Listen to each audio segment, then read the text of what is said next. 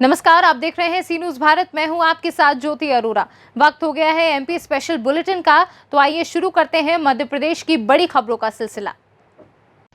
मध्य प्रदेश के देवास जिले के नेमावर में बड़ा हत्याकांड सामने आया है। यहां पर पुलिस को एक खेत से 5 लोगों के कंकाल मिले हैं।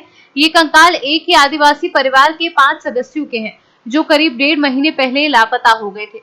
पुलिस ने मामले में 8 लोगों को गिरफ्तार किया है। जानकारी के अनुसार 5 लोगों को एक दबंग व्यक्ति ने हत्या करने के बाद खेत में गाड़ दिया था। पुलिस ने बताया कि मामले की जांच की जा रही है। और लगातार इसकी एक मोबाइल जो थी, जो इसमें इसका रूपाली है, उसका लगातार हमने 5 टीमें बनाई थी। खंडवा, होशंगाबाद और कई जगहों पे लगातार अभी फाइनली चोरल डैम पे लोकेशन आया था। और हम बहुत तकनीकी दृष्टिकोण से और लगातार इसमें कई टीमें बनाकर हम इसमें प्रयास कर रहे थे। और ये पुलिस की मेहनत है कि आज हमने इतने जघन्य हत्याकांड को, इसमें आरोपी को उगलवाकर, और हमने आज इस जगह पे आकर हम इन जो 5 लोग हैं उनके लाशों को हम दस्तयाब कर पाए हैं। क्योंकि इतने बड़े गड्ढे में इनने वो किया था कि जब तक कोई पिन पॉइंट अगर इन्वेस्टिगेशन हमारा प्रॉपर नहीं होता, जांच अच्छी नहीं होती, तो ये इसको निकालना दुरूह कार्य था। तो हमारी जो टीमें थी पुलिस की, उन्होंने इतना बढ़िया कार्य किया है। भले टाइम लगा है, लेकिन देर आए दुरुस्त आए, और हमने इस पूरे प्रकरण का पटाक्षेप किया। सर, ये जो घटनाक्रम है, इसमें आपको क्या लगता है कितने लोग शामिल हुए? क्योंकि ये जिस हिसाब से पूरा मामला हुआ है, तकरीबन 1 दर्जन लोगों की संभावना हो सकती है। अभी ये इन्वेस्टिगेशन का मामला है, क्योंकि अभी घटना स्थल पे हम लोग उपस्थित हैं। तो जो भी आगे इन्वेस्टिगेशन में पूछताछ होगी और जितने भी लोग इसमें शामिल होंगे, उन सभी के खिलाफ बहुत कठोर कानूनी कार्रवाई की जाएगी। तो आपने देखा। ब्यूरो रिपोर्ट, सी न्यूज। तराना विधानसभा विधायक महेश परमार द्वारा मध्य प्रदेश की सरकार शिवराज सिंह चौहान की तरफ इशारा करते बताया कि मध्य प्रदेश की जनता कोरोना वायरस महामारी से बहुत ज्यादा परेशान हो चुकी थी। घर घर में जनता को टीका लगाया गया ताकि अब इस प्रकार की महामारी देखने में न आए। लेकिन विधायक महेश परमार ने देखा कि मध्य प्रदेश सरकार के मुख्यमंत्री शिवराज सिंह चौहान किसान पुत्र बताते हैं और किसानों के ऊपर लगातार अत्याचार कर रहे हैं।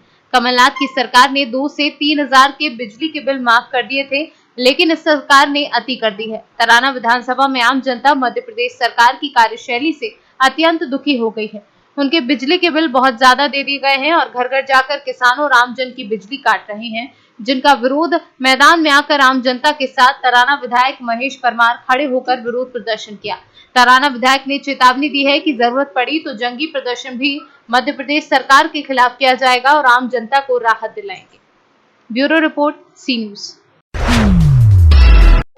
कांग्रेस पार्टी के नेता वीरेंद्र सिंह सोलंकी ने रतलाम जिले के पिपलौदा पहुंचकर वहां के कांग्रेस नेताओं के साथ बैठक करके वहां की समस्या के बारे में चर्चा की। विगत कुछ माह पूर्व पिपलौदा में एक सड़क बनाने का ठेका दिया गया था। उस ठेके की लागत 20 लाख रुपए थी। उस ठेकेदार को अधिकारियों द्वारा 10 लाख का भुगतान भी कर दिया था, लेकिन ठेकेदार ने सड़क पर सिर्फ चूड़ी डालकर काम बंद कर दिया। ऐसे कई सारे काम पिपलौदा जनपद में अधूरे पड़े हैं। वीरेंद्र सिंह ने जनपद सीओ व इंजीनियर पर भ्रष्टाचार के आरोप भी लगाए हैं। उन्होंने कहा कि इनकी मिलीभगत से जनता तक शासन की योजनाओं का पैसा नहीं पहुंचता है। उन्होंने ग्रामीणों व कांग्रेस पार्टी के पदाधिकारियों के साथ बैठकर शासन व प्रशासन को चेतावनी दी है कि वह पिपलौदा नगर के जनपद परिसर में आंबा उम्मीद पूरा ग्राम पंचायत के ग्रामीण जनों ने कांग्रेस पार्टी के बैनर तले शासकीय कार्यों में हो रहे लगातार भ्रष्टाचार के विरोध में आज जनपद पंचायत पिपलौदा का घेराव कर भ्रष्टाचार की अर्थी निकाली व पुतला दहन किया तथा जनपद पंचायत अधिकारी सीओ के सामने अपनी नाराजगी जाहिर की। पिपलौदा जनपद क्षेत्र में भ्रष्टाचार को लेकर के लोगों में आक्रोश है, लोगों में गुस्सा है। गांव के लोग जो जन सुविधाओं के लिए शासन पैसा भेजता है, वो पैसा पूरा अधिकारियों की जेब में जा रहा है, भारतीय जनता पार्टी के दलालों की जेब में जा रहा है। कुछ एक महत्वपूर्ण विषय आज जिसको लेकर के हम लोग आए थे, आंबा ग्राम पंचायत के आंबा से दौलतपुरा गाँव में पिछले वर्ष जुलाई माह में 15 लाख रुपए की टीएस से रोड निर्माण की स्वीकृति हुई थी। उसकी एक प्रशासकीय स्वीकृति जारी हुई 20 अगस्त 2020 को। उसका कार्य चालू हुआ और 3 महीने के अंदर उस कार्य को पूर्ण करना था। 10 लाख रुपए से अधिक का भुगतान उस रोड पे हो चुका। मुश्किल से अभी हमने वहां जाकर के देखा, हमें लोगों ने बताया कि यहाँ मुश्किल से 2-3 लाख रुपए वहां मुश्किल से मुर्मीकरण में लगे हैं। ना तो वहां किसी तरह का रोड पे फ्लैशिंग हुआ है, ना गिट्टी उस पर डली है, ना चूरी उस पर डली है, ना उस पर रोलिंग हुई है।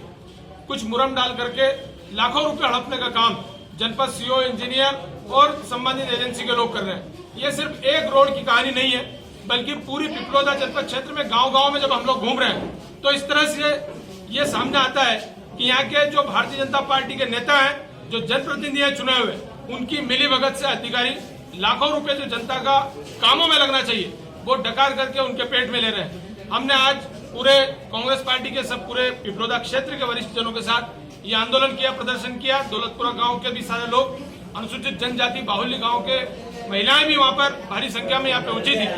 पूरे शहर के में आज हमने शव यात्रा निकाली है और हमने पिपलोदा जनपद पंचायत में ये पुतला दहन आज भ्रष्टाचार का किया है। सीओ को हमने चेतावनी दी है कि 15 दिन के अंदर यदि इन सब कामों में सुधार नहीं हुआ, अधिकारियों का रवैया ठीक नहीं हुआ, तो हम इसके बाद उग्र आंदोलन करेंगे और उसकी पूरी जवाबदारी शासन और प्रशासन की होगी।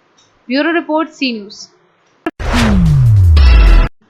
कलेक्टर आशीष सिंह ने महाकालेश्वर मंदिर विकास योजना, जिनमें मृदा योजना, महाकालेश्वर परिसर विस्तार योजना एवं सड़कों के चौड़ीकरण हेतु भूमि का अधिग्रहण आदि कार्य शामिल है, जिसकी समीक्षा की। बैठक में कलेक्टर ने निर्देश दिए कि महाकालेश्वर मंदिर में आम दिनों में दर्शनार्थियों के मूवमेंट एवं विशेष पर्व दिवसों पर दर्शनार्थियों के मूवमेंट को लेकर सर्कुलेशन प्लान तैयार किया जाए। उक्त प्लान के आधार पर ही आने वाले समय में विशेष पर्वों पर दर्शन की व्यवस्थाएं की जा सकेंगी। कलेक्टर ने इसी के साथ महाकाल विकास योजना के तहत विभिन्न सड़कों एवं विकास कार्य के लिए जमीन अधिग्रहण की प्रगति की समीक्षा की तथा निर्देश दिए कि जमीन अधिग्रहण का कार्य शीघ्रता से किया जाए। विकास कार्य चल रहे हैं, उसमें कुछ नई एंट्रीज और एग्जिट भी बनाने का प्रावधान है, लेकिन ये सारी जो चीज़ें जो अलग अलग दिशाओं में विकसित करी जा रही हैं, इनके बीच में एक समायोजन का और समन्वय का होना बहुत आवश्यक है कि हमारे पास में कौन कौन सी एंट्रीज और एग्जिट्स रहेंगे और उनका हम लोग कब कब प्रयोग करेंगे, सामान्य के दिनों में कब करें, कौन से एंट्री एग्जिट रहेंगे, विशेष अवसरों पर कौन से एंट्री एग्जिट रहेंगे, आपातकालीन एंट्री एग्जिट की क्या व्यवस्था रहेगी, जिससे कि एक तरफ जो हमारी दर्शनार्थियों की सुविधा है और उनको किसी तरीके से परेशानी का सामना ना करना पड़े, वो हमारा देखना सबसे प्रमुख प्राथमिकता है। इसके साथ साथ सुरक्षा और सेफ्टी से जो रिलेटेड चीज़ें हैं वो भी बहुत महत्वपूर्ण बिंदु हैं। इन दोनों में समन्वय बैठाते हुए कैसे हमारी प्लानिंग रहे, जिससे कि एंट्री एग्जिट अगर हम लोग अभी से प्लान कर लेंगे तो उसी हिसाब से सुविधाओं को जुटाना आसान हो जाएगा। थोड़ा बहुत जो निर्माण कार्यों में हल्का फुल्का परिवर्तन करना वो भी अभी हम आज की तारीख में कर सकते हैं। तो इसलिए स्मार्ट सिटी को एक सर्कुलेशन प्लान तैयार करने के निर्देश दिए गए हैं। इसी सप्ताह उनके द्वारा एक ड्राफ्ट, एक प्रस्ताव दिया जाएगा, जिसको हम लोग पुलिस के साथ में, जनप्रतिनिधियों के साथ में और सभी वर्गों से एक बार बातचीत करके अगले सप्ताह फाइनल करेंगे। सावन मास को लेकर क्या थे? देखिए, सावन मास में जो श्रावण महोत्सव होता है वो तो जो प्रबंध समिति की बैठक थी उसके माध्यम से कैंसिल कर दिया गया है, क्योंकि उसमें जो कलाकार हैं उनको बुलाने के लिए बहुत समय की आवश्यकता होती है। बाकी चीज़ों पर आगामी बैठकें करके निर्णय लिया जाएगा। दर्शनार्थी को लेकर सावन मास में दर्शन सेवा रहेगी? देखिए, दर्शन तो निश्चित रूप से चलते रहेंगे, लेकिन किस रूप में चलेंगे, कितनी संख्या में चलेंगे, बाकी क्या व्यवस्थाएं होंगी वो फिर आगे निर्णय लिया जाएगा। सर, महाकाल मंदिर को रहवासी आसपास के रहने वाले महाकाल प्रोजेक्ट के अंतर्गत कुछ आपत्ति दर्ज कराइए, क्या उनका अतिक्रमण हटेगा? देखिए, जो हमें भूमि के अधिग्रहण की कार्रवाई चल रही है और महाकाल मंदिर का जो मास्टर प्लान। ब्यूरो रिपोर्ट, सी न्यूज। नागदा आईसीआईसीआई बैंक से किसानों की करोड़ों रुपए की राशि गबन करने वाला मुख्य आरोपी शंभू आखिरकार पुलिस के हत्थे चढ़ ही गया। नागदा थाना प्रभारी श्याम चंद्र शर्मा ने मीडिया को जानकारी देते हुए बताया कि किसानों के खातों से करीब 1.5 करोड़ की राशि को बेमानी से गबन कर लिया था, जिसके बावजूद शंभू पुलिस की पहुंच से दूर हो गया या फिर यूं कहें कि फरार हो गया था। जिसके बाद नागदा पुलिस मामले पर नजर बनाए हुए थी और लगातार मुखबिरों को अलर्ट पर रखा जा रहा था। पुलिस को सूचना मिली थी कि शंभू इंदौर से मंदसौर जाने वाला है, बस फिर क्या था, पुलिस ने सोच समझकर जाल बिछाया। आखिरकार आज वो दिन आया और मुखबिरों की सूचना पर नागदा पुलिस ने राजस्थानी होटल के पास शंभू को धर दबोचा। इस घटनाक्रम में नागदा पुलिस की भूमिका सराहनीय रही। नागदा क्षेत्र में इसी साल फरवरी में आईसीआईसीआई बैंक में करीब 1 करोड़ 39 लाख रुपए का घोटाला हुआ था, जिसमें अपराध पंजीबद्ध किया गया था 420/434 आईपीसी को। और उसमें जांच के उपरांत उसमें बैंक मैनेजर जो थे वो गिरफ्तार हुए थे, डिप्टी बैंक मैनेजर, कैशियर और अन्य स्टाफ, जिसमें कि दिलीप व्यास भी था। दिलीप व्यास ने और एक और फरार जो आरोपी चल रहा था हमारे यहाँ, शंभू पोरवाल, इन दोनों मास्टरमाइंडों ने बैंक मैनेजर और अन्य कर्मचारियों को मिली भगत से करीब 1 करोड़ 39 लाख का घोटाला किया था।